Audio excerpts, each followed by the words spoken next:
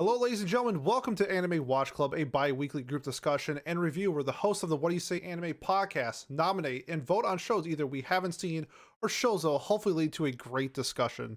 On today's episode, the Satanists of the What Do You Say Anime podcast will be reviewing the 2013 anime The Devil is a Part-Timer.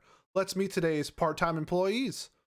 First up, he's the deep fryer operator of the podcast, keeping those black pepper fries hot and fresh. We got Jay. Jay, how's it going? It's going pretty well. Thanks for having me. Of course, thank you for being here. Next up, he is the reason why the ice cream machine isn't fixed. We got Kat. Kat, how's it going? Fuck that ice cream machine. I'm doing all right.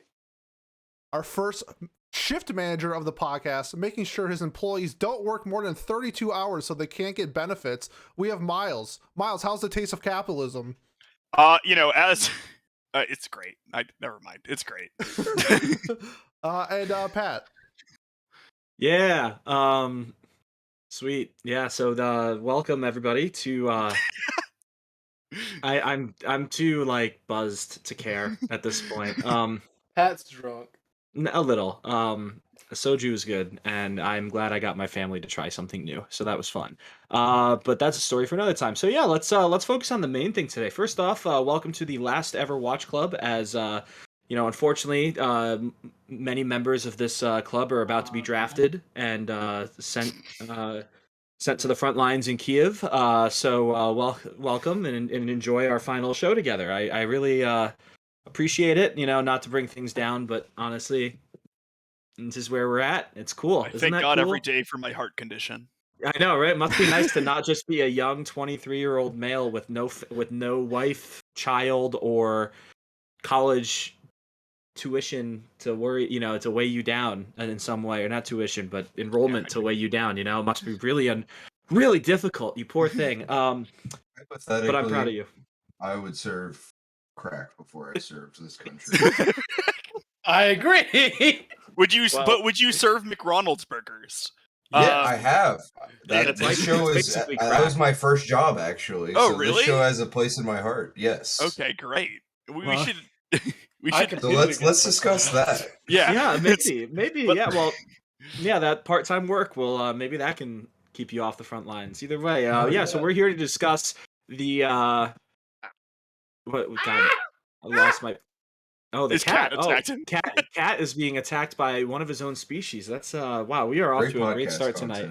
I know it's visual content. Yes, of course. We're talking about the show The Devil is a Part-Timer, which aired in, I believe, was it 2014? 2013. 2013. It was summer so 2013. Summer 2013, done by White Fox, who have done Steins Gate, ReZero, Akame ga Kill, a bunch of other fantasy shows. They seem to have this Goblin Slayer too. Yeah, they have the fantasy genre down pat. They do. Like... this reminded me a lot of Cautious Hero, which they also did. They also did, yeah. They did after the fact, to be fair, but yeah, it's like a very. They seem to have this vein that they're very good at, and I respect them for it because this was a very fun show. So this is a comedy where basically a devil from another world gets summoned or reincarnated into our current world in Japan and picks up a part-time job because, who cares about real powers when you can have money instead, right? Like money is the power, right? Something joke about capitalism. There you go. Haha. Here we go. Excuse me. So why don't we start with our spoiler-free first impressions? Miles, why don't you start us off as always? Yeah, sure. This was a super fun show. I didn't really know what to expect. Just looking at the splash art, it didn't seem like a show I would like that much. It sort of seemed like a show that I would think was fine or whatever. But I knew people liked it, and I was pleasantly surprised. First impressions, obviously, I was pleasantly surprised, and then a little spoiler alert throughout the entire show, pleasantly surprised. I really enjoyed the show. I thought it was funny. I liked all of the characters. I liked their dynamics. I would absolutely recommend this to people, and I think it's a good watch. And if you haven't yet, season 2 is coming out soon, so get on it. Yes. So this show used to be known as this was the season 2 when joke, or the show that ended up at the butt of most of those jokes. But now finally it's been announced, and we're where it's coming. I believe it's this year, right? And is it summer or fall that's already been confirmed, or do we not know? It Pete, you're hasn't been the expert. announced yet, but it's probably either going to be late 2022 or early 2023. I see. Well, sounds like Miles will be looking forward to that once it airs. Kat, what about you? What is your initial impressions? My initial impressions were about 3 or 4 years ago. But my initial impressions for this watch through were that this show actually holds up after a few years. And especially after I first got into anime, because this was one of the first shows I watched. Um, Actually, some of the comedy uh really does reference some of the newer anime that has come out, either saying that tropes are starting to repeat, or this show is somewhat timeless. Uh, but before I get into any spoilers about the show, uh, I have to say I really recommend it. I I didn't expect to come into this conversation thinking that I would say that. So that's a pleasant surprise. Yeah, I think especially with comedies, right? Like a lot of times comedies are based in like the time that they're from, right? Like and that they don't always transfer to 5 years, let alone almost 10 years later, like it did with this show. I agree with you completely. I expected a lot of the jokes to fall flat for me, and they really didn't. I thought that for the most part, the comedy it was very basic, but it was very fun. Like it was very timeless, so to speak. Maybe is a better way to put it. We should also point out that most of us did watch the dub, because it's almost universal that the dub of the show is better than the sub. Because Really. yeah, I watched partly the sub, and I gotta say I enjoyed the sub. I thought it was funny in both instances. Do you mean universal for us or universal in general? universal for the people that I've talked. Let's put it that way. Okay, And a I lot got of you. In Cat's and a lot. universe, but also no, I agree. I've definitely heard the same thing that Cat is saying that like Okay. that the dub is like well, especially for a dub to get recommended over a sub or at the same level, by most people, It's that pretty means rare. that it has to be pretty good, right? Or it's pretty rare. And I think that this is definitely a show that I've heard you could watch either of and you know get the same level of enjoyment out of, if not more. I watched it dubbed, and I thought it was very very well done. The little like they adapted some of the jokes well too. Where they took the Japanese plays on words, and they actually turned them into English wordplay too. I thought Yes, that that they was very did. clever. That was really impressive at different points. I was kind of like, oh, look at them, good job, localization team. Yeah, Like shout out. like honestly, shout out. Yeah, exactly. Again, especially from 2013, before we really really started to see like the investment come through from the West. This is pre major, blow up, I guess, the first initial blow up of anime. But yeah, so Jay, what Here about in the you? United States. Uh, Mm. Honestly, my very first impressions were, did I accidentally put on like some strange European language dub that I wasn't aware of?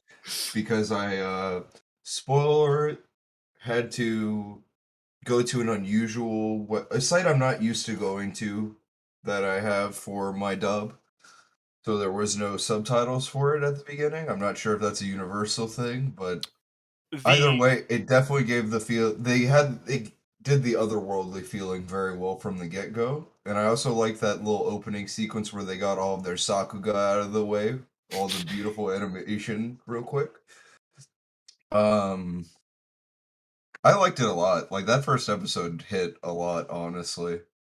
I was kind of surprised because I'm not usually a fan of most comedy anime in this vein, I guess. Like I'm usually more like I would watch something more like a Honda-san or Psyche K, something more clip based, I guess. mhm. But this hit all the right notes for me, I would say. So yeah, my first impressions were really good. Nice. Yeah, I agree. I was impressed with my first impressions too. Like I remember watching the first episode and being like, oh shit, I want to watch more. Which I wasn't sure if Hmm. I was going to want to or not. But Pete, what about you? This is my third time watching it. First time watching it dubbed. I'm also reading the manga as well as it gets adapted to the light novel. I am kind of with Kat, where I found the dub just actually like made the show even better. I thought the westernization of like some of the jokes that they made were hilarious, and it added even more to the comedy. They made, I don't know if you guys are familiar with the singer Bryan Adams, but anytime you make a Bryan Adams joke in an anime, it's immediately a +1 in my book because that shit is hilarious. I love this show. It's one of just, it's such an easy show to binge and watch, have a good time with, and it's going to be interesting to see how people are received with the second season, just because of it kind of changes a little bit, but, and I also have to correct myself that season 2 comes out in July, but I would absolutely recommend this show. I think this is like a kind of a really good like introductory to isekai anime. So if for like newer anime watchers, I definitely recommend this show to see if you're a fan of like the isekai / fantasy genre. And if you're like an established anime watcher like myself, it's just a really good time to sit back and relax and watch. The jokes hit, and I had a great time with most of the cast and a lot of the characters. Nice. Everything I do for you, Pete. There you go. Thank Nice, you, Pat. Miles. Nice, I'm Pat. glad Miles Nice. got that No, one. Yeah. I got it. I got the Bryan Did you get Adams it too? joke. Okay. Okay. All right. Just If want to there's make sure. anybody on this podcast who's the biggest Bryan Adams stan, it's me. Summer of '69 was my favorite That's a great song song as a too. kid. Who's Oh, Bryan Adams? He sings He's Summer a of '69 and some other songs. famous rock and roll artist from or rock more than roll from back in the 60s, 70s, 80s maybe. I don't know. I think like Doesn't the mean nothing. 80s. 80s probably. Yeah. definitely not the 60s. No, probably not. No, He he's was just pretty old. young. He's born in 1959, so He That'd be started impressive, early. Yeah, he did. Either way, damn it, I had something else to say about him, but this is not a Bryan Adams podcast. Don't is worry, what I he'll be did. brought up again when I bring up the quotes that I have from the show. Oh yeah, great story. It's funny that he's in my head because 2 weeks ago I was in an Uber ride back in Boston, coming home from the bar with the boys, and we were just sitting there vibing. And then out of nowhere, the Uber driver's playlist puts on "Everything I Do, I Would Do for You" or whatever, and it was just like, dude, it's 2 a.m, and you are not and he was not of the demographic that you would expect to be listening to Bryan Bryan Adams. Adams. Old white Canadian? man. No, he was not an old white man or someone who looks like Pete Canadian. Miles or I, whatever. And I was just very confused, but I enjoyed it. We had a good time singing it in the Uber. But yeah, so that's again getting a little off topic, but I thought that was a funny enough story to share. Bryan Adams is always bringing people together. Is what I've He learned. really is, isn't he? He keeps on wanting to get up and then not. Oh, the cat too. Yeah, there we go. More Yeah. visual content. Oh, he's adorable. Very cute. But yeah, so let's get into our discussion. Again, I kind of tagged in my opinions on the show. I would actually recommend this as well. I did not expect to at all when this first got assigned. I was like, oh, great, like comedy. It's like it's not gonna be something that's fun to talk about. Feel like I'm just gonna watch it and then be done. But I actually really looked forward to watching each new episode, and I was pleasantly surprised by it. I expected it to be a show that felt dated or felt old, and it didn't. It felt like it could have come out this year. I will say a thing that I was impressed by the show on is not that it didn't have like any sort of fan servicey or etchy moments, because it did, Yeah, but they pick and chose with those, and they like it wasn't just all the time. I'm curious about how that sort of comedy, because that's normally comedy that like kind of misses for me. And Jay and I talked about this a very small bit, but like I think that it did pretty. They did a pretty good job of the sort of more sophomoric humor in the show. Kat, you had something to say. Oh no! I was just stretching. Oh, you were just stretching. Great. Yeah, Kat, well, do you have I- anything to say? no, More well, visual content. yeah, no. I was just gonna say that it's weird. I don't know this show. Fuck, I lost my train of thought because we interrupted. Wow, we are off to a fantastic start. We're all over the place. Perfect. Jay, I know you had said something about this. Do you want to say what your thoughts were? Yeah, I don't know. I thought that the show, most of the time, I wouldn't be into like jokes that are saying like, she's so flat or she has such a big chest or something like that. But I felt like they, in the dub at least, they were doing them pretty well in a way that was humorous and not like super crude, I suppose, was the difference. Because a lot of the time, like for instance, with something we watched recently, My Mental Choices, sometimes those jokes just kind of feel like they're just saying haha boobs and that's the end of it. But like Yeah. it felt sort of the characters,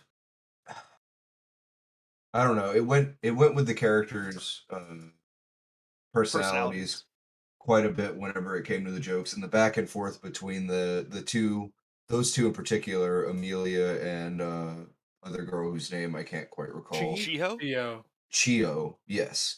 Amelia and Chio, like their back and forth was definitely one of the highlights of the series, in my opinion. Yeah. Okay, now I found my thought. So yeah, with the fan service, like the scenes weren't distracting, and like, there were scenes where they'd like show,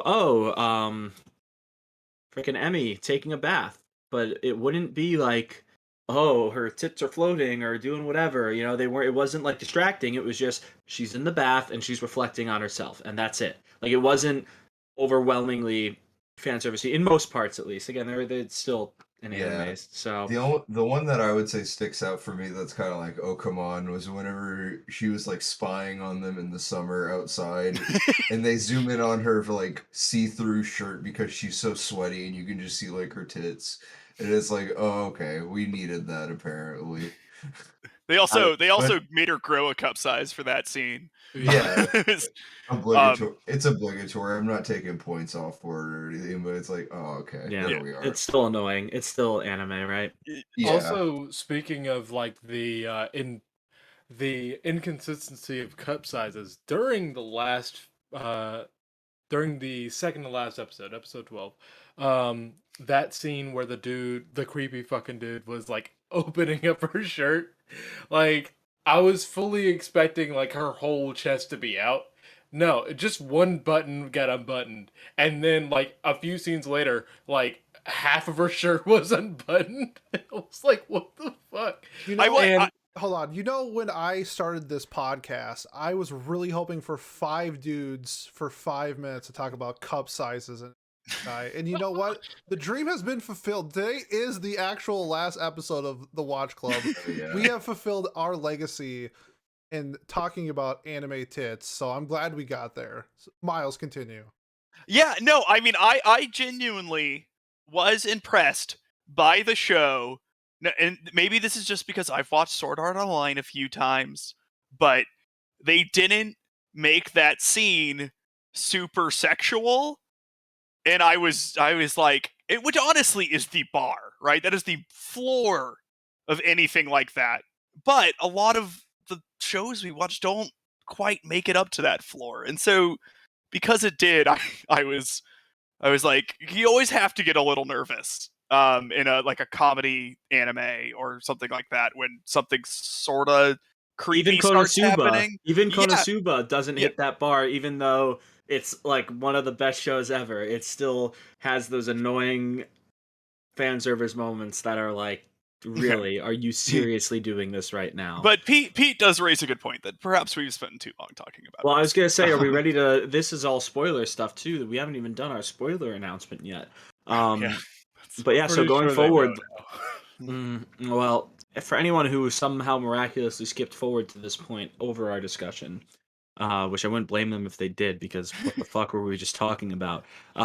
This will be spoilers for the series going forward. Obviously, it's a comedy series, so I mean there is plot. It's not like it's completely, spoilers aren't going to ruin the show. Yeah, okay, Kat. Spoilers are not going to ruin the show for you, I don't think, but it's also just a warning. Going forward, we will be talking about everything that happened in the first season of the show. So yeah, let's get started. Where were we? Let's continue that conversation, right, guys? What was everyone's? I guess I'll ask like a little bit more serious question for everyone to start off with. Our main character Maou, came into our world in seems to have become a pretty decent guy who just wants to work at McDonald's and like chill with his friends. But a big central conflict of the show is that in the world he came from, he was pretty awful. You know, he was responsible for like the deaths and murder of a lot of people, and part of one of two seemingly corrupt warring factions that caused the world like a lot of stress. And so we see conflict in Emmy, who is our heroine of the series, who you know, she was fighting against him. She was like, you know, the chosen hero who pushed back the Demon King forces and stuff, and she follows him into our world. And she is just very confused why he started just being like kind of like a chill bro who flips burgers for fun. And I thought that was like really well done. There's a scene early on where she gets like pretty emotional about the fact that like he's just so accepting of this world, but he you know murdered her family and stuff. What did you guys did like that more serious aspect of it hook any of you guys at all? Did you not like it as much? What were your thoughts about that? I liked it with Emmy's character. To be honest, it was probably like the scene that like kind of sold me on it, because prior to that, she's more of like the tsundere trope for most of it, and then when you kind of like flip the switch and get into like the real issues that's going on in the story, that you see Emmy like not like she's not just the tsundere trope. She's like having like these internal struggles with where they are in the world now and who's Maou is as a character. And I honestly thought it was like really well done. And yeah, kind of the selling point of why Emmy was one of my favorite characters in the show. Great, yeah, I completely agree with that. I also agree with it, but in a little bit different way, because so Emmy up to that point for me was she had the show had pretty much presented her as like the you are you are demon, I am hero, therefore I kill you, that You're like type a of moral logic. absolutist or something like that. Yeah, and then like it started giving her a like an actual background to make to like, for her to feed off of, where she's like, it's not necessarily that she is a moral absolutist, but it's that he's done all this shit to her and to her world and to her family, and she is seeing this as almost like almost like a an offense to her, because like as after she confronts Mao, like she almost looks like she's about to tear him apart, and then something else happens. I like, but that one moment, like she becomes more three dimensional, more of a character rather than like what Pete said, the tsundere trope. Yeah, no, I agree. I think honestly, I'm surprised that the show tackled it, and I was impressed that it did, because I could have seen the show, and I don't necessarily think it would have been like wrong for a show to do like this, just not ever caring about that character's past, Mal's past. You know, just like he flips burgers now, isn't that funny? And it, you know, it could have still been a good and funny show, but I thought having that aspect really made Emmy a more interesting character. Um, and you know, I thought that was interesting. So I liked it, but I also thought, and it's like the whole point is that it's like, oh, he's a product of his of where he's from, right? So he got put into this position, so he's doing it to the best of his ability, right? Which includes, unfortunately, being responsible for lots of deaths or being responsible for the wiping out of half of humanity or whatever. But that's like what his assignment was, right? And then we see him become like a super anal, perfectly good worker in the new world, or in the world that he ends up in.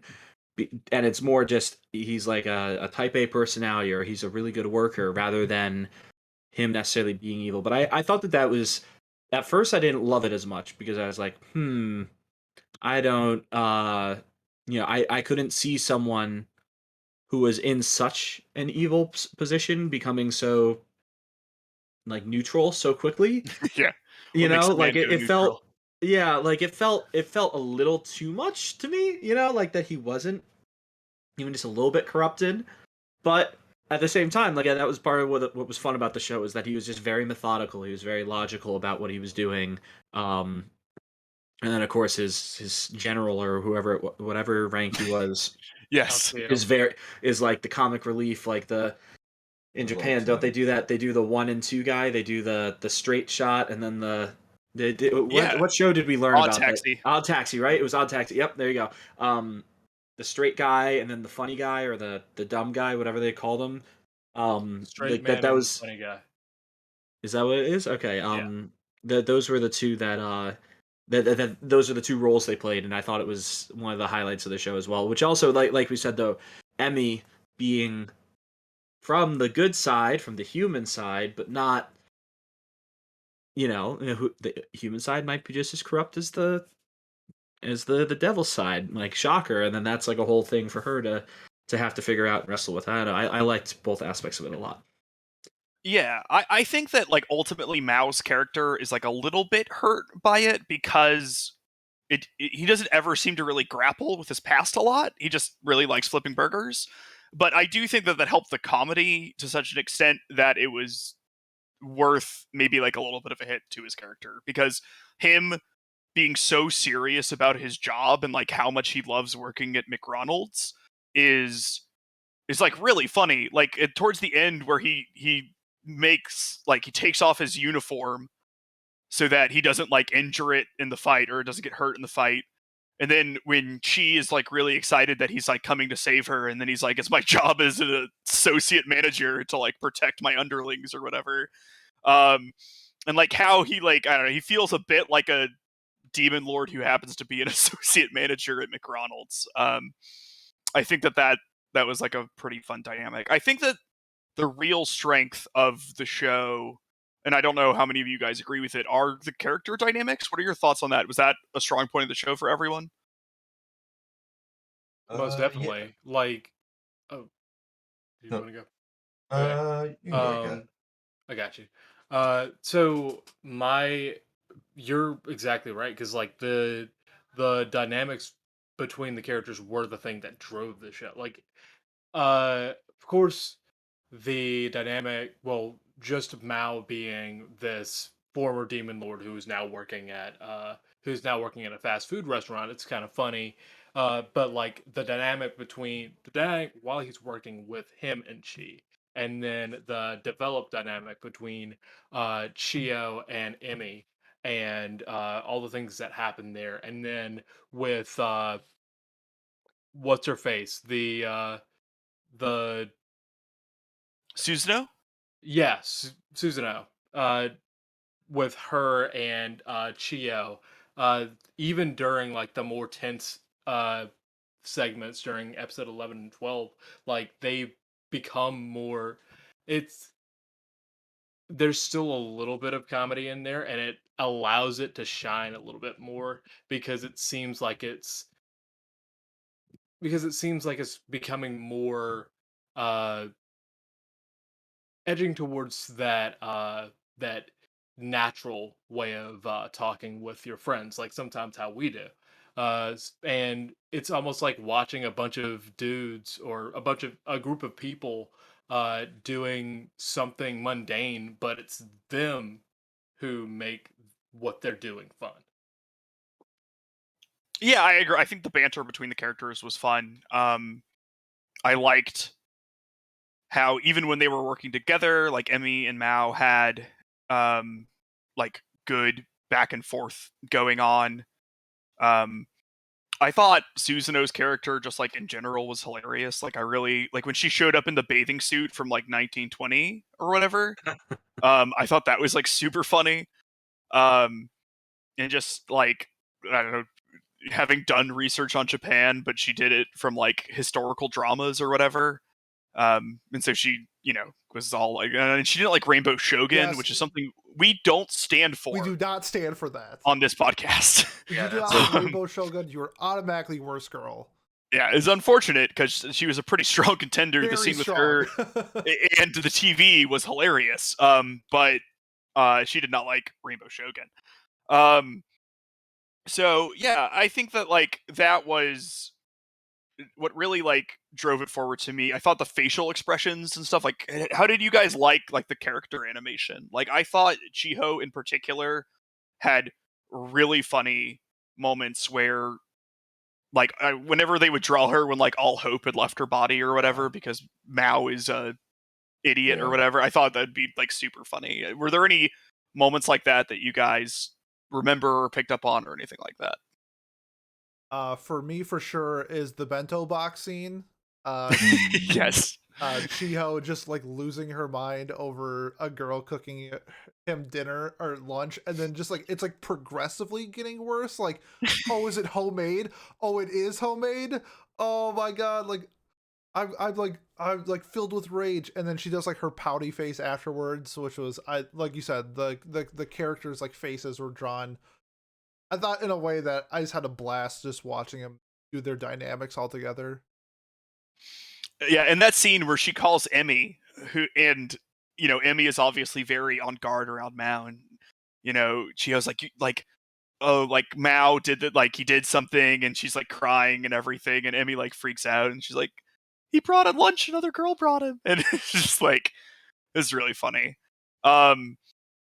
Then there's like quick, I don't know, there's a lot of really good like quick one-liners and stuff, because she has a line that's like, even though that girl was like 6 months early on New Year's or whatever, because she like prepped a New Year's meal or whatever for like, I thought that was really funny. I don't know, there's a lot of good comedy moments in the show. I think it's a good time. So we're gonna talk about our favorite quotes, maybe, because I have a handful. Yeah, you had some quotes ready, so please. Yes. I'm gonna say the best for last, the Bryan Adams quote, but there's like it just like represents their characters in a way that's just so well done. Urushihara, I think that's how you pronounce his name, or he's just like, laziness is such an ugly word. I prefer selective participation. I'm like, yes, that's also a word I would use to describe my laziness. And just like really, this is dubbed specifically, but like the manager walks into the like break room and his name is Mao, so she's like, yo yo Mao, which is like obviously like in reference to Yo Yo Ma, the whatever what does he play, like the cello player. And the best but not least is LCL during the fight with the Kentucky Fried Chicken manager, and he's just like, oh, don't you know heaven is a place on earth? I'm like, Bryan Adams, let's go. Yeah. Got the Bryan Adams quote in there, dropped it. It was so well done. And I feel like it's like that subtle humor where like if you get it, it's the funniest shit in the world. But if you don't get it, it's like he's just saying words that kind of make sense in the situation. And I lost it. I'd like pause it. I started cracking up so hard. I was like, this is S tier comedy. So wait, that's a Belinda Carlisle? Yeah, that's what I was gonna say. Yeah. That's not a Bryan Adams song. Doesn't he sing? Does he cover it? I don't know, Oh, but that's maybe. definitely a Belinda Carlisle reference. Damn, bro, you Baby, made us have a whole side. Yeah, you're thinking of Heaven.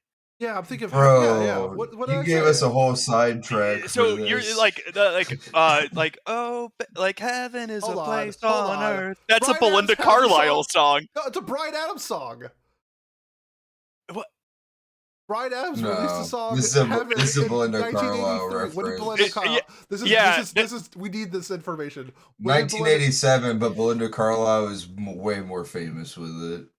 No. Yeah, because it's it's the chorus version is the one that's more famous, right? Which is the Carlisle one. Wait, So Hold on, I'm pulling a Miles. I have to be right. It reached #1 on the Billboard Hot 100. Belinda Carlisle Heaven came out in 1987. Heaven by the same song, Bryan Adams. 1983. Let's go. I knew it was a Bryan Adams song. It's not the same song. Heaven is a place on earth is never said in the Bryan Adams song Heaven. Okay, you're right. All right. I get to see. Okay. I was thinking Bryan Adams. My bad. I love Bryan Adams. No worries. It's all before we were alive. yeah. Welcome to the Bryan Adams. I'm so podcast. confused. It's It's white okay, people Kat. music. It's Pete making a goof and us laying on to him for it. It's okay. God, what was my favorite line? I was really excited to learn what the Bryan Adams reference I don't was. know why I was thinking Bryan Adams. Now my joke at the so beginning, mad. my whole story doesn't even line up anymore either. Like, why did I tell the Bryan Adams story for this whole podcast? Damn. No, this is not the first time I've made a fool of myself. Definitely not going to be the last. You know what? Everyone from the top, let's just start the whole damn thing over. Welcome to the What Do You Say Anime podcast. My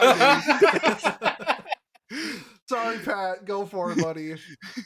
Oh, well, that was a really good redo of your introduction for me. You know, where you just say my name and do nothing else. Yeah, that's good. All right. What was I saying? Oh yeah, I was saying my favorite line. I don't know. I just anytime Chiho and Emmy were talking to each other, I think kind of just like took the cake for me. The two of them bouncing off each other was just so much fun. I really liked in the first episodes too. I mean, we kind of talked about this already amongst ourselves, but the language that their elfin or whatever their world's language was really fun to listen to them speak in because it like sounded like it sounded like a real language even though it wasn't. And I thought it was really fun when they were with the police officers when they first get to the world, and the police officers are like, "Oh, hey, yeah, what's up? Oh man, they're cosplaying or whatever." And then one of them, what's his name, Shiro, the general, goes, "No, we're gonna smite you," and then like does like a whole like Chunibyo pose, whatever, and the guy just starts laughing. The cop like laughs at him and like throws him in the truck or throws him in the back seats. Like, no, we're taking you to the police station. You need to get cleaned up. We need to get you. You know, like what's going on with you? I really liked that because that was that's a fun way to do like reverse isekai because like I don't know, like feels like every other isekai the person like gets transported to the new world and then they're just like, oh well, turns out I'm like a genius, or turns out I'm rich, or turns out I have a home and a place to be, you know, like whatever, like. Well, And of course there's other ones it's like always worse than that. It's like you get isekai'd and the place hasn't thought of basic supply and demand economics or right, something. yeah, something like It's that, like, exactly. You they just don't know what you just triggered medicine me. is You or just something. triggered me. Like, Mm-hmm. Which bad show are you thinking of now, Pete? Realist Hero. He literally invents supply and demand in Realist Hero. It's like they're an empire. Trade exists. Oh, Supply and demand exist organically, whether you think it's I don't know. Oh, I'm triggered. Oh, I thought you were gonna mention like what's that show? The High School Prodigies Have It Easy even in Hell another no! world. I don't watch trash. I burn it. yeah, he doesn't watch You trash. do He watch watches trash. Realist Hero. Realist Hero can be fun. Oh, okay. Yeah. There were getting back to Devil's a Part-Timer. Funny lines, yes. What I really liked about it, there weren't particular lines, but I thought the comedic timing was great. So like a few things to like highlight that. There was a time that Emmy was coming to check up on Susanoo, and Mao sees her coming up from out of the window, so he like waits and then just opens the door to complain that she's always like checking up on him, and sees that she's going on check up on Susanoo, and it's just like, oh, sorry, my bad, and just closes the door. And I thought that was really good. There aren't really many wasted moments in this show. It kind of reminds me of like a Konosuba or something where, and I think this is good for comedy, where like everything, you know, you're going from joke to joke to joke to important scene to joke, but like there isn't a lot of filler in it, as far as, you know, lines or anything. Like there's always something pretty funny happening on the screen, which is good. Yeah. Except for episode 13, which is where all the filler went. I guess we should talk about that. I think episode 13 is made better by the fact that there's a sequel that's happening. Because Now- like episode 12 9 was years in like, the making. yeah, like a really good climax. You know, they defeat the person who had been coming after them for a while, the manager of Kentucky Fried Chicken. Such a great And name. I know. And then like episode 13 happens, and it feels like it could have been episode like 4 or whatever. It's an And OVA. it's an OVA. No, Interesting. it should be an OVA. Oh, it should be. Yeah, it Oh. felt like an OVA. I actually checked if it was an OVA and it wasn't, which is why I acted surprised there. I think it wouldn't be bad if you then had like 4 episodes right after it. But what were people's thoughts on episode 13 and how it fit into the story at large? I'll I go said last. it before. I said it before the podcast when we were talking about how people were probably catching up with the show, and I was like, you really don't have to watch episode 13. Like you can, you probably should now, I guess, since there's a sequel announced.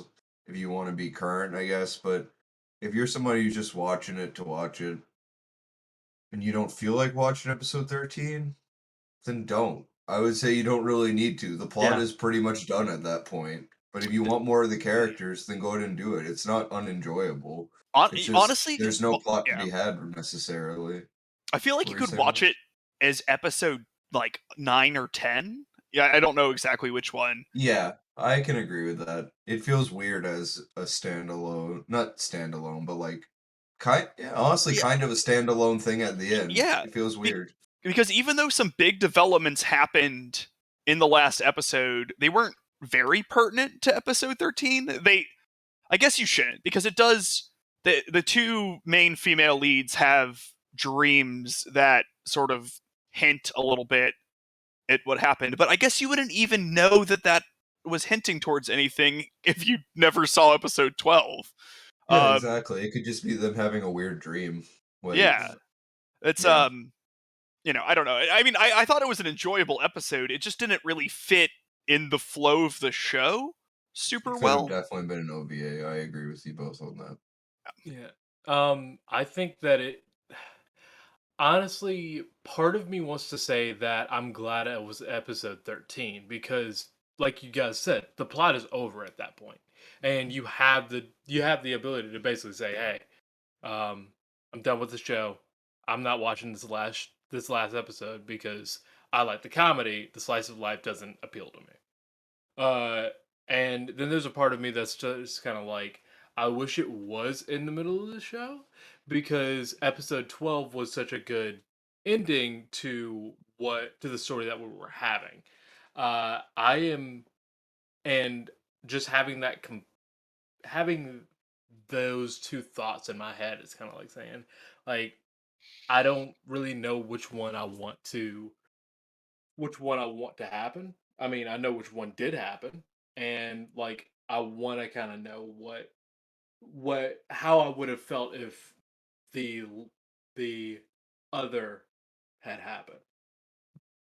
Yeah, for me, I had always wondered why this show, out of all of the shows that existed, had gotten so much like season 2 when hype. Like it's always been ever since I've been participating in the anime community, like online, beyond just watching shows on my own. It's always been like, oh, what shows don't have a season 2 but need one? Devil is a Part Timer is like almost always right at the top, right? It's like that. This is like the show that's always been asked for, and now it's finally getting one. I expected the show to like kind of cut off at a place where and do like the anime thing where it's like, go read the manga or go read the light novel, whatever you want to say. So I was shocked by the ending. I had no idea that was coming, and I don't know if I like it was fun. It was a fun episode, but like kind of mad, right? Like I wanted to like set up for something that's coming soon or something else. I don't know. I also a jerk about endings though. But again, it was fun. There's no doubt about like I thought the episode was very very fun. But Pete, you had something to say. Yeah, I just checked my manga just to make sure that what happened actually happened. And yeah, the episode is essentially pointless. It would make sense in like Lucifer's arc when he just joins like the team and starts living there. Like that makes sense, but we already kind of got that with him. So episode 13 is like really out of place, and then I just checked my manga and like the next arc just starts immediately. Like this story has no like weight to So the rest of the it's story. complete filler then. Yeah. Yeah, interesting. So yeah, it's just like one of those episodes where it's like, what, like I don't know why it's like not labeled as an OVA. Like I guess they signed on for 13 episodes, knowing that they only are, and then figuring out that they only had 12 episodes worth of content. So I I don't will know. It's say- one of those things. Better than a recap episode. My apologies for yawning. Like, I guess I would rather have a little OVA type thing than what normally happens when they need to fill airspace and they just do a recap episode. But I guess I wish they would have. I don't know. It's tough for me because I wish there was a come down episode after episode 12 because that ends in a climax. You need that like falling action, right? And the show at its heart is a comedy, and that's how I'd want to like leave it. It was sort of lighter, comedic tones or whatever. But I guess I wish it had anything to do with the plot at large. Agreed. Is my thoughts there, because they don't even work at McRonald's in there. It's an episode where they specifically leave McRonald's, so Yep. I don't know. That was pretty interesting to me. But yeah, I think that we are all pretty much on the same page there. Boys, can I bring up something? Yes. Sure. We are skating Sure. around the biggest thing that we have missed in this entire show, and not even the show, the podcast itself. This was Cheers our to- Valentine's Day episode. Yes. Let's Oh, talk yeah, I romance, forgot about that. boys. How did Yes. I know Miles has a hot take, but before we get to the hot take, I just want to say one thing about the romance in the show that I thought was really well done, and it emphasizes the dialogue and the characters in the show. Is when it's LCL, Emmy, Chi, and then Emmy's friend Rika, and they're having the Yes. conversation, and it's like Rika and LCL kind of just like bouncing back with each other, having a conversation, and then LCL's just like, he says something like nice to Rika, and she's like, oh my god, like I'm connecting with this guy, and it's such a fun moment to see like her like, oh my god, I think I like him. And I thought that was just like a wonderful moment where this has the romance tag attached to it, but the romance is pretty like it's Chi and not Chi and Emmy, Chi and Maou for the most part. But I thought that was like a really refreshing scene to see in this type of anime, just because it was kind of out of nowhere, because we weren't really like getting those vibes. And then I was like, yep, ship them. Let's go. I ship them pretty hard. Yeah, me too. Yeah. Kayla and I both were like, "Ooh, I hope they get together sometime in this, story or whatever." Because I really liked LCL. Like, I thought his like whole house husband persona was super fun. But yeah, I guess like for our Valentine's Day episode, this wasn't the most romantic show we could have watched, but I did like. I mean, I thought that romance was relatively core to the story, all in all. Now it's not one where anyone's going to get together, you know, at the end of season 1 or probably until the very end of the show. But that's a lot of anime in general. I'll say one thing that surprised me is that I expected them to do like a love triangle sort of thing with Emmy, and at least so far that like really hasn't happened.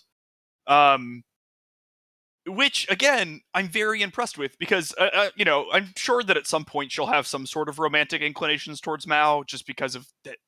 I don't know how these stories work, but not having her like 3 episodes in be like, oh yeah, I guess I should forgive him for murdering my father. He is kind of hot. Was nice. Like I liked that they sort of subverted my expectations there. He's a really good public speaker. Yeah, he's great at public speaking. Yeah, that's right. A bit of a reach with that joke, but proud of it. Is that a Hitler joke? Yeah, that is. A Hitler joke, Yes. yeah. No, the but I thought classic defending the bad guy joke. Yeah. Yeah, made the trains run on time or whatever. Yeah. Even though he didn't. But that was Mussolini. Chiho, I liked the Chiho and Maou sort of dynamic. Like, I thought it, it was, cute. Like, she had like a schoolgirl crush on him, but she's like pretty serious about him, and like I thought that was fun. I thought that the romance played like a pretty good part in the story, because Chiho's feelings towards Maou drive a lot of. It's a centerpiece, right, to people's interactions with both her and with Maou. So I don't know. What did anyone else think about that? I know Pat's our resident romance guy, and probably was not satisfied with the level of romance in this Valentine's Day. I'm a little salty. I mean, I had fun with the show, but I'm pretty salty that our romance episode was not a romance show. But I don't know. I did like Chiho was a fun character, and her dynamic with Maou was fun too. I don't know. The whole time I was sitting there like, so is she supposed to be a high schooler? Like, is she supposed to be under? Like, and what is he supposed to be? Is he supposed to be just like 20 years old? Like, how old? You know, because like the age dynamic makes it could have made it a little weird. And that was the vibe I got at first. As they grew closer, it didn't feel that bad, and it was fun, but it just wasn't a romance. There was some bullshit that got this one to win on this. It's tagged on as romance in everything I've seen it have tags on, I will say. So blame whatever powers it be that do that. Jay, did you have any thoughts on the romance? I didn't mind it, honestly, but it wasn't the highlight of it at all for me. Like, it was kind of there. I don't know. It was very one-sided, right? It wouldn't have really made a difference to me if they were just like friends or anything. Like, yeah, she's there to be like an attachment to this world for him, more or less. And whether that's romantic or platonic, I don't really see it as mattering too much. I also did think they were going to go with the love triangle thing, like you said, but I'm glad that they seemed like they weren't. I guess they still kind of could, but I don't know. Yeah, and if they do, I don't think it ends up being the end of the world, but I think having time for that to develop organically is like it's a better take than I don't. One of my guilty pleasures is love triangles. I'm going to be perfectly honest. I know lots of people hate them, but you know what? Everyone could suck it. But that, a lot of time in anime, when like what would have happened is like Maou would have given her his umbrella, and then she would have been like, "Wow, that really does make up for all the genocide, doesn't it?" And then she'd be in love with him.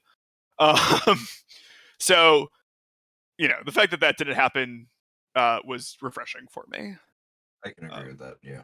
So, for my hot take, and I don't know, I know that at least 4 of us have seen the show, I believe. I don't know if Jay has seen the show. And if Mako is watching, I apologize for what I'm about to say, Mako. What show is this? Wodokoi. My hot take is that The Devil is a Part-Timer is a better romance than Wodokoi, because at least one of the characters shows actual romantic interest in one of the other characters, and that that actually surpasses the Wodokoi bar of having 0 characters that show any romantic interest in each other. Pete, as our resident Wodokoi defender, what say you? I mean, you're wrong, but like I get it. Like I understand where you're coming from. But Okay, I mean, I can you're just like can't argue that. You're just wrong, dude. Like there's so much romance in Wodokoi. You just there's no stargazing scene in Wodokoi, so you think it's bad. You're also used to healthy, loving relationships, Miles, rather than unhealthy. I wouldn't say that. I heard Kayla yelling at Miles before the episode started. Why? Wow. Oh, yeah, it was. You said like your room is dirty or something. She's not wrong. That's why you use that background on your webcam. Listen a lot of JP. Yeah. I love stars, and so I have them as my background. I would say that that what Pete said about Miles being used to normal healthy relationships is wrong, but that's what Pat said. That. I mean, we are the same person sometimes. Apparently, we are. Well, no, yeah, it's you and me and Miles. Yeah. I don't know.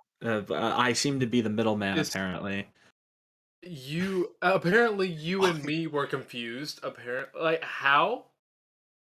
Oh, that no. Pat and Cat. That's because our names are the same. That's why we got confused. We are not the same.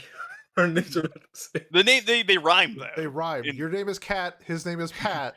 Sarah hadn't listened to the podcast in like legitimately 14 I don't blame her. months or something. Yeah, me either. Damn. That's a great episode. We've had a great episode today. So yeah, that was. She was talking about the podcast today, and I was like, "You don't want to listen to it. Don't worry. Please don't." One of us listen is to our high. podcast." One of us is drunk. One of us has a headache. You can Who's pick high? Yeah. I'm high. So, do we have anything else you want to talk about, or do we want to move on to Best Boy, Best Girl, and then we can wrap up after that? I like that idea. The OP and second ED are both insane bops. Oh yeah, you know what else is an insane bop? The third ED, which is Yeah. only in episode 13. That's what I meant, the third ED Okay. then. Yeah. That I was like, whoa, that's crazy whenever they played that at the end of episode 13. Yeah. That made me think it was an OVA even more because they switched the ED randomly for the last episode. To like one of the best songs they had on there. The OP is really good though. I liked it a lot, honestly. The ED is like such mood, like when Chiho is like bobbing with the headphones next to like the clock projection on the wall, it like reminds Yeah. me a lot Sir. of the like lo-fi study beats girl or whatever. Also fucking the OST in general pretty good. I will notice that there was a lot of songs that sounded a lot like other songs I had heard before. Like for you JoJo's fans, there was a really awkward moment where this woman was giving her sad backstory, and I think she was talking about how she didn't want to die or some shit like that. And then like guitars that sounded like Roundabout started playing, which in JoJo's is like the to be continued, some bad shit Yeah. is about to happen music. And I was like, what the fuck is going on right now? Because me and my girlfriend were watching it and we both like literally like perked up whenever we heard the guitars. Yeah. For me, I can relate to the OST sounding similar thing too, because actually 2 weeks ago we watched Guilty Crown, and the very first song that played when they were still in the world or whatever, and they were like showing the progression of the like the Demon King, or like the Yeah. hero pushing back the Demon King. That song sounded identical to me, with the violin specifically, to a song that played in Guilty Crown, like consistently throughout the show. And it was just like, I was like, holy shit, wait, where am I? Like, what's going on? Am I on the right show? It was so weird. I don't know why it happened either. And I maybe I'm completely off They were taking base, heavy inspiration. but it was just like, whoa. I think I know the tech, and it's because I've done this in the past before. You go to YouTube and you go to copyright free anime music, and then you click that, and then you play it, and I'm assuming that's what they did. Roundabout, yeah. Damn, We have that to was- pay for this. Yeah. Yeah, Incredible. maybe. That's how they fitted that sweet Emi Sakuga in episode 1. Yeah. It's Their entire like Sakuga budget right there for that sword slash she did. Are we good to go? yeah, I think Yeah. we're good to go. Good to that- go on to best boy, best girl, etc., and our closing thoughts. Let's do them all at once. I think that's the best way to keep things moving here. So Miles, why don't you start us off with your best boy, best girl, and your final score for for Love is Hard for a Part-Timer. yeah, love is I hard like that. for I like Mick that. Ronald's. That's a good employee. name for a show, honestly. Okay, so best boy is what was it? Alciel. Mhm. I just like really liked him. He was such like an earnest and good character. I loved him trying to keep the budget and everything, and being like the amount of admiration he had for Mao. He's like, he made it to assistant manager in only 1 year in McDonald's or whatever. It's just like, and he was like legitimately proud, and like I just like love that. I love like really tight like bonds and stuff like that. Like I think that that was great. Best girl is Emmy, because a half angel girl who wears plate armor is Bae. So honestly, she could have had no personality and she would have been Bae. But she had a pretty interesting personality. I liked her. I'm a big tsundere fan. She had some of those dynamics. But she was a pretty complex character who had good three-dimensional motivations and everything. I will say pretty much every character in the show is like really good. Like I think that the show does like a good job with its characters. So I don't think there's like really a wrong answer here. But those are my takes. Nice. And then how about your closing thoughts and final score? Yeah, sort of doing it all at once. I really enjoyed the show. I thought it was funny. It had tense moments for me. It had moments where I was like conflicted about, which side to take and like certain conflicts and everything. And it was just a pleasant, fun experience. I really liked it. I'm excited for season 2. I'm going to give the show an 8 out of 10. It's pretty close to like a 9 out of it for me, to be honest, just because of how much I enjoyed it. But I don't think it does anything to like really elevate it to that sort of level. Like I think it's just, I compare this to my quintessential 8 out of 10 anime show, which is The Girl Who Leapt Through Time. And I think this is like a lot more solid overall because of The Girl Who Leapt Through Time had a lot of like, plot issues, but it had lots of good things too. The show doesn't have quite the same highs, but overall, I think it's a lot more consistent. So that's the 8 out of 10 because I saw Pat's eyes go a little wide on that. But that's where I am on this show. You know where I stand. Anytime you give something higher than a 7, my mind immediately just jumps to a certain show that also has a 7. But we don't need to talk about that right Sword now. Art Online. Yes, I did think this was better than Sword Art Online, which I also gave a 7. Shame. Yeah, that's the show. That's just you're breaking my heart. Oh, I forgot that was the bit that you did. It's on my You wall. haven't done it in behind a me while. somewhere behind me. Oh, it's not showing on screen actually. Not anymore with the new webcam. No more fisheye lens of myself. But yeah. Anyways, all right. So you said, God, an 8 out of 10. Okay. Kat, what about you? Best boy, girl, and final thoughts. Okay, so best boy for me. Honestly, post. I think it's like episode 4 or 5. I'm gonna have to go with with Lucifer, to be honest, because he was lazy in a way that made me like him. Like after doing all the dumb weird shit and just going into like I'm Hacker Man. Like that type of shit made me laugh.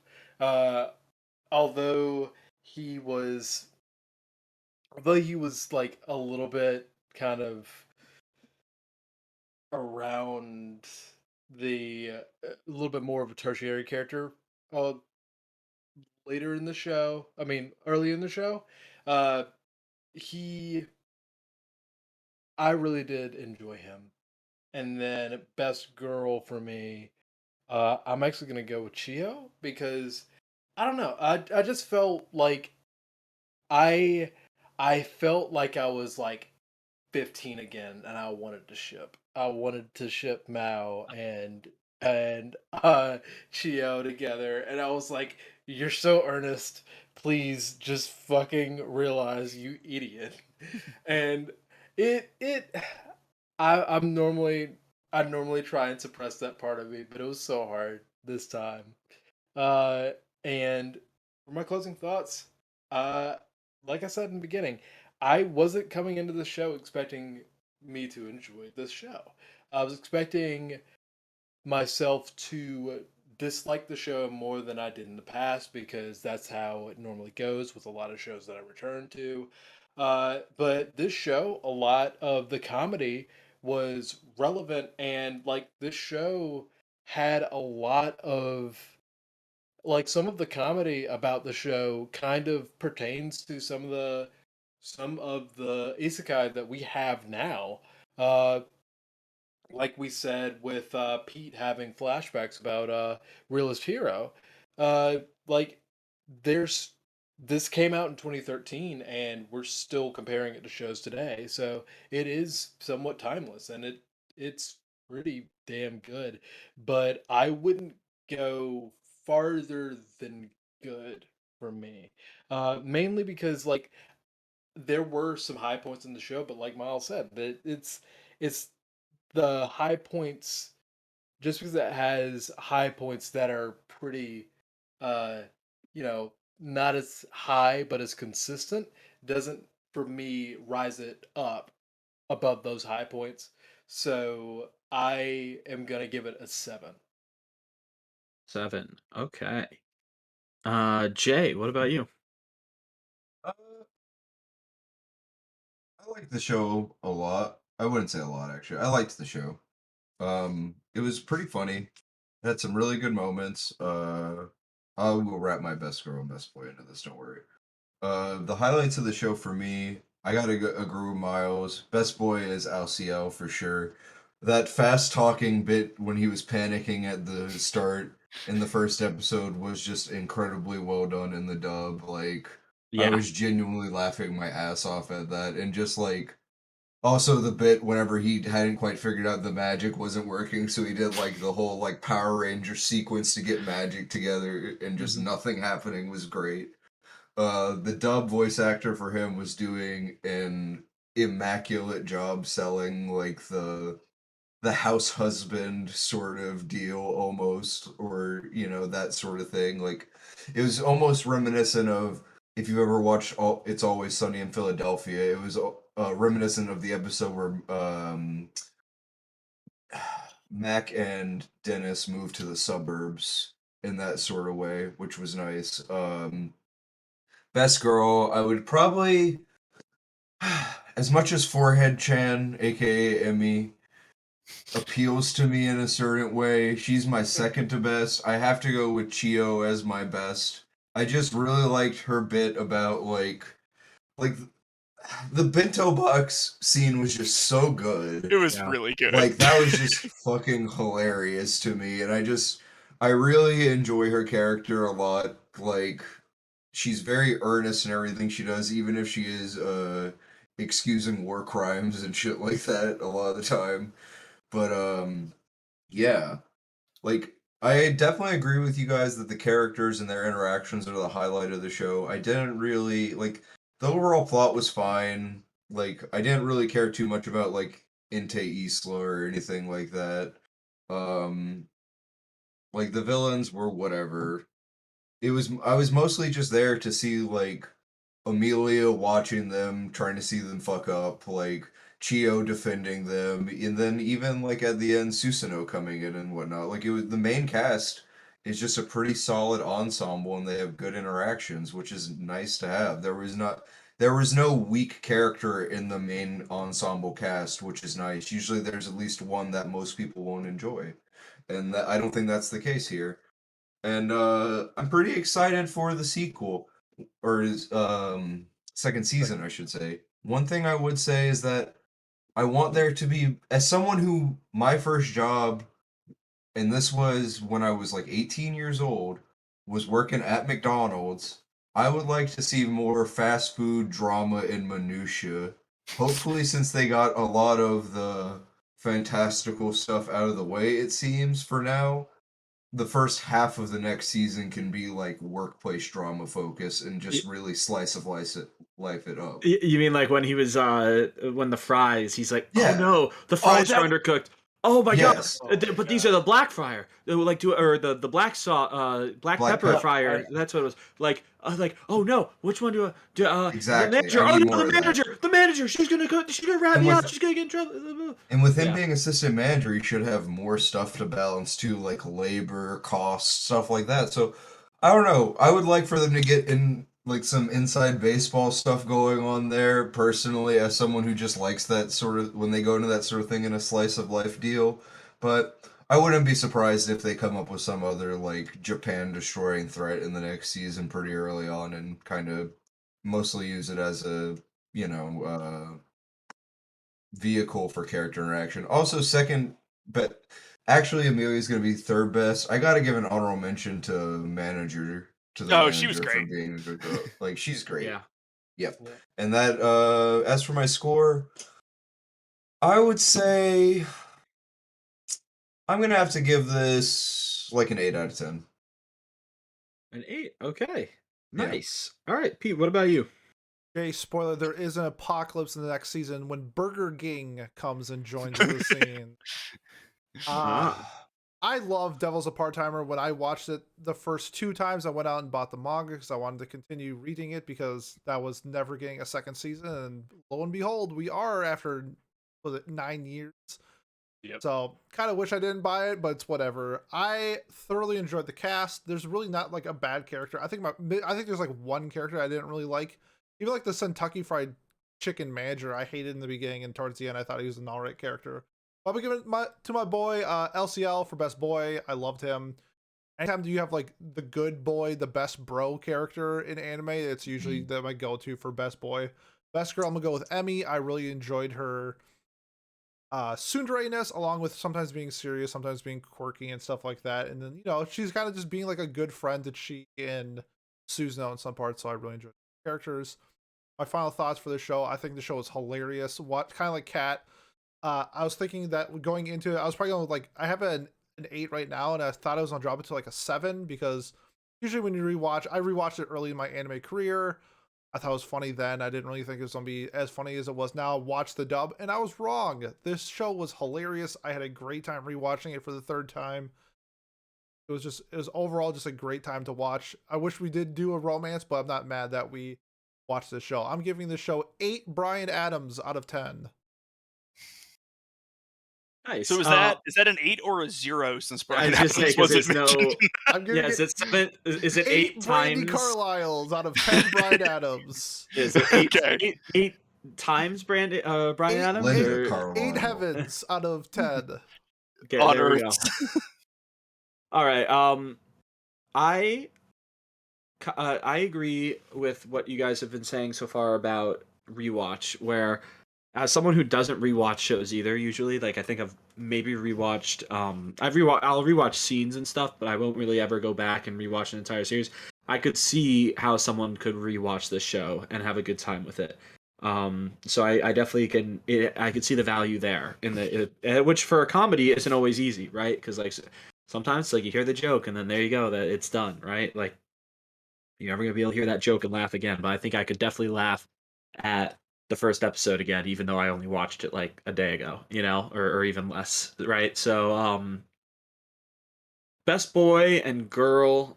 Best boy, I'm actually gonna go with the main character Maou. I really liked his practicality, the way he was just like, all right, well, this is the world we live in now, so we got to do it. We got to figure this out. We got to just get it done. I really loved that. I thought it was really, really fun to see someone just grab it by the balls, as they say, right? Like, and just do it. I really liked him, and I liked how immediately he was like, oh, you're terrible. You to his best bro, you're bad at doing jobs, or you're bad at like holding them because your personality just doesn't work with the rest of the humans in the world, right? So instead, you're gonna be my house husband, essentially, right? Like you're gonna be the guy that sits there and does all the chores. I'll make the money, and we can work in it. He was very, again, like a general or like a commander, I guess is what he would be, right? Like the head, the king. He was very practical and very like problem solving, and I really like that about him. Best girl. I'll sack up and go with Chiho as well because I think Emmy is a lot of fun, but I liked Chiho actually had the gall to go in and be like, no, I like you, like I really do like you and I want you, um and that's something that you don't see a lot in anime, right? You don't see, especially the girl, be the one confessing, right? So I thought that was really fun to see, and Do you also consider that Emmy is part angel? again that's it's hard for me. I thought Her mom is that a Pat. horrifying series of interlocking wheels and eyes and wings. Yes, but she inherited the wings. That must have really hurt her dad. Yeah. when she fell from heaven. Oh no! When Did it- Yeah. the did it- father's I'm the father doing had the his bottom Yeah. amputated. shh, shh, shh. Don't matter. Ow. No. But Emmy is great too. Again, all the characters, like everyone else has said so far, I think the characters in the show are one of its main strengths. The way that they interact, and that they are not just tropes; they are multidimensional, which is really fun. It definitely not. I don't think it was to the level of Konosuba, where the characters have a little bit of multidimensional, like that deep, like like almost like fourth dimensional with Konosuba at times, but like the characters were so fun in this. I really enjoyed all of them. Like everyone said, there was no bad main cast member, which is not very common in shows like this.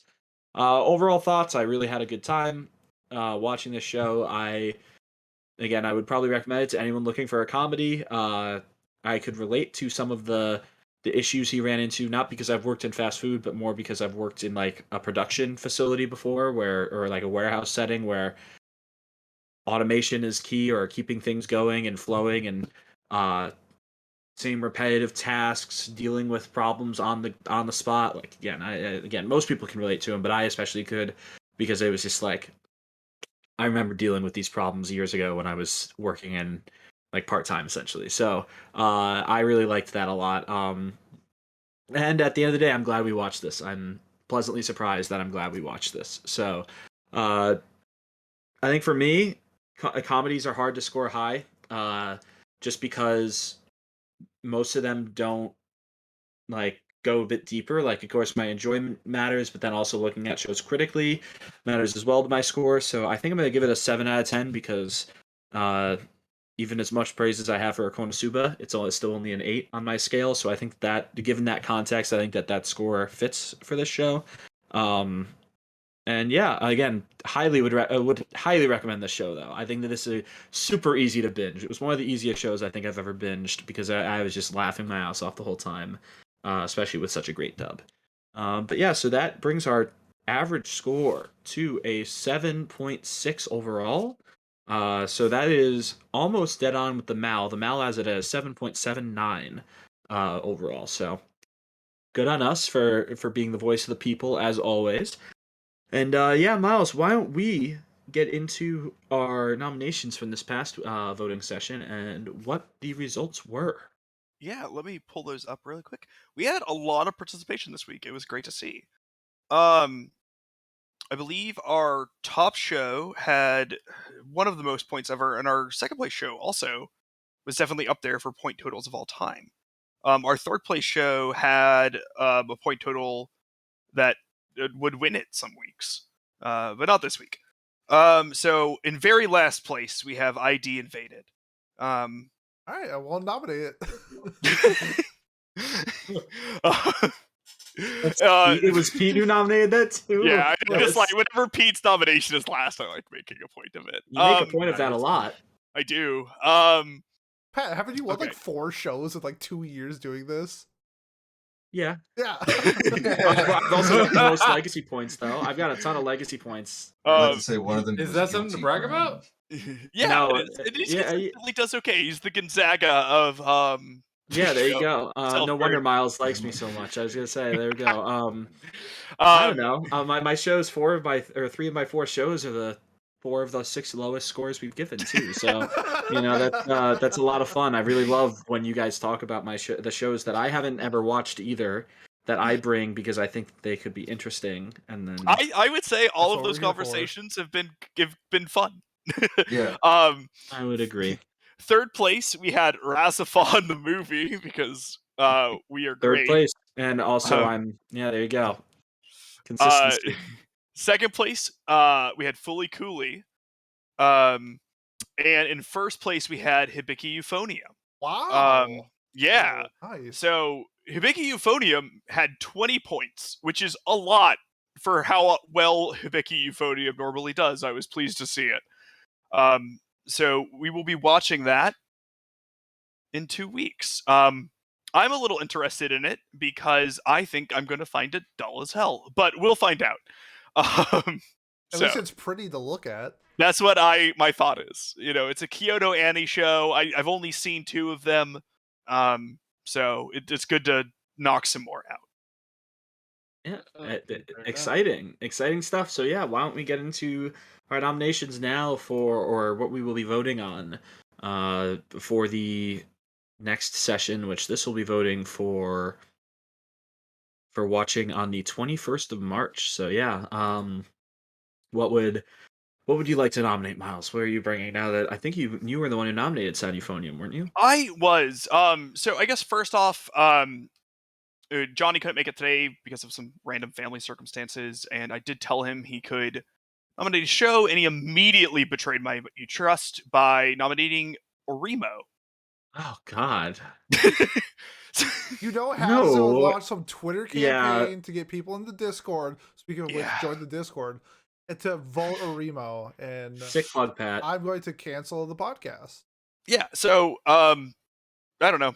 You blame me if we end up watching Oremo. But I am, I'm gonna pick a show that I believe you and Pete have already seen, Pat. But Oh boy. I did feel a little bit bad that we didn't get your romance in there, so I thought I would nominate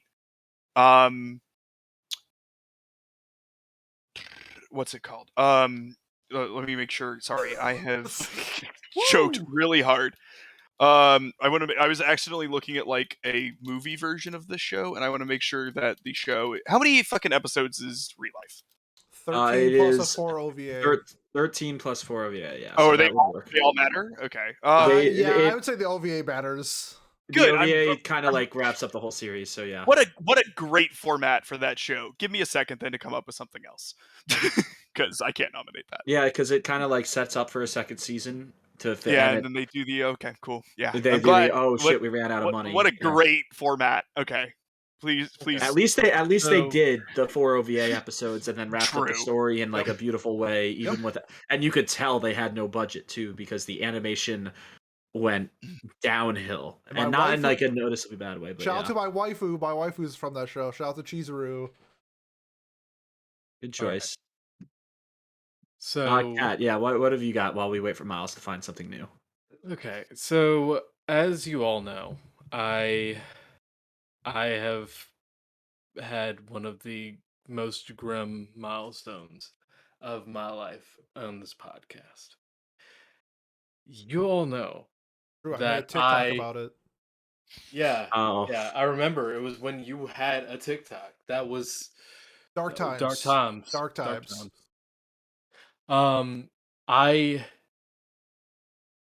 I have finally come to terms with it. And I know that you all have made the joke several times, and I know that Non-Baka Miles, 2? Is that what you're nominating? you motherfucker, I had a speech planned. I mean, what else is it gonna be? I had a fucking speech planned. I took my glasses off for that shit. Non-Baka 2 it is. All right, let's Really? Oh, okay. We're serious. Okay. Sorry, I was I not haven't ready seen for that. Nonbaka 1. Damn. Well, you don't have make to. fun of Pat through that too. So Yeah, you don't have to see it to be able to watch the Yeah, second you season. really Jason, don't. don't You worry. really don't. Nothing of importance happens, even though it was funny at times. Very limited times, but at times. There we go. All right, that's being mean. I'm sorry, Kat. That was mean. Jay, what have you got? Okay, so let's see. We are going to do. So originally I was going to do Kids on the Slope, but I don't want to review 2 music and anime in a row. Oh my god, it's so good. I know. And shout out my boy Socks in the Discord. This is one of his favorites of all time. As we both love jazz, I figured I would like it too. It But is now- my number 15 all time. Damn, son. So now instead, I think what I am going to nominate is I am going to say that we today who vote for this shall be remembered. For we few, we happy few, we band of brothers against Oremo. For anyone who votes against Oremo with me shall be my brother, so he shall never die. On Iramanga this St. Sensei. Crispin's Day. But I am going to nominate a Satoshi Kon and Madhouse production. Paranoia I'm Agent. nominating Paranoia Agent. Let's Ooh. go. Okay, well you got Stop my vote. spoiling everybody's fucking things, Pat. Pete, you son of a bitch. Oh, Sorry, I've been so good. Pat, Oh my god. Hey, you could spoil mine next. How about that? I don't know which one you're doing. I'll so it's set it up. I'll set it up for you so you can slam dunk it. Okay. No, it's All right, okay. Pete, I or wouldn't do that Pat, to why you. don't you go next? All right, Pat? hey everybody, Thanks, Pat here. Go Yukon Huskies. Yeah, go Huskies, baby. I'm going to continue the bandwagon of season 2 win with a anime that just got announced its second season, I believe today. Jay, do you want to say what I am nominating? Oh, I'm excited for this. I don't know actually. So go Okay, ahead. I'm going to nominate Classroom of the Elite. Oh, What? such a fun show. Such a fun show. Classroom I've heard of good the- things about Oh this actually. shit! Never looked into it, but I've heard good things. Very good twists. I loved that show. Well, fuck you drew me away from Oremo, so Well, that's Hey, good. I'm the man of the people for a reason. I thought that was Pat. No, I am the voice of the people. I'm also the man of Oh, the yeah, people. that's I'm me. the most electrifying man in sports entertainment history. Do you smell what The Rock is cooking? Never lost. I must go. Okay. Classroom of the Elite. Hell yeah.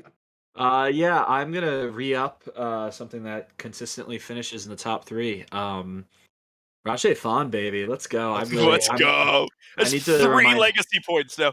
Yeah, yeah. So I really need to get Happy to vote. Yeah, I it's a need to return of the remind him. happy, baby. Well, exactly. It's been his. I'm winning this for him. I'm doing this in his spirit, and I really want it to happen because holy shit, does it not? Even if the cover art is the best part about the show, I don't care. I need to know. I need to know. I need to find out. Miles, what's your nomination? Yeah, Yeah. sure. I was trying to pick a show that a romance you would like to talk about, Pat, and stuff, but the pressure got to me and I couldn't, so I decided to do that while choosing violence, which is what I normally like to do. And I might be the only person on the planet who hasn't seen it, so I don't expect many things from it, but I'm going to nominate Rascal Doesn't Dream of Bunny Girl Senpai. Oh hell yeah! I so I'm love for to talk that about. one. Excuse the fuck out of me. What? Damn, this is some heat this week, honestly. This is some heat. Huh? I have some takes You- about Rascal Doesn't Dream of Bunny Girl Senpai, but I'm willing to be proven wrong. I can't So wait to if we have You- to.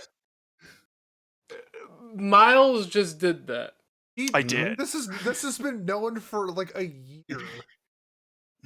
Yeah, he doesn't like it that much because he No, I never finished understand it. that. I understand it. Which is fine. I'm just shocked that you would nominate it. I choose violence a lot, and honestly, sometimes when I have chosen violence, I've been pleasantly surprised. Like, He's gotten his ass kicked, is what he's saying. what's in a the very Antarctica polite way. show? A place Well, a further place- than the universe. Yeah, I thought that was going to be the worst show ever, and it was really good.